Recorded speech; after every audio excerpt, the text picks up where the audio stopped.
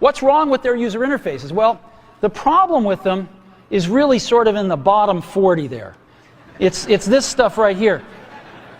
They all have these keyboards that are there whether you need them or not to be there.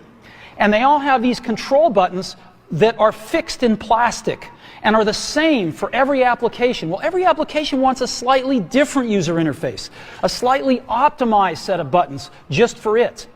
And what happens if you think of a great idea 6 months from now? You can't run around and add a button to these things. They're already shipped. So what do? It doesn't work because the buttons and the controls can't change. They can't change for each application, and they can't change down the road if you think of another great idea you want to add to this product. Well, how do you solve this?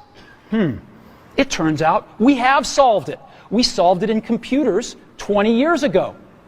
We solved it with a bitmap screen that could display anything we want, put any user interface up, and a pointing device. We solved it with the mouse, right?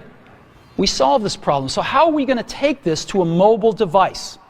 Well, what we're going to do is get rid of all these buttons and just make a giant screen. A giant screen.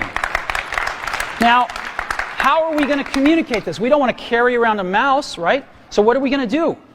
Oh, a stylus, right? We're going to use a stylus. No. No. Who wants a stylus? You have to get them and put them away and you lose them. Yuck. Nobody wants a stylus. So let's not use a stylus. We're going to use the best pointing device in the world. We're going to use a pointing device that we're all born with. We're born with 10 of them. We're going to use our fingers.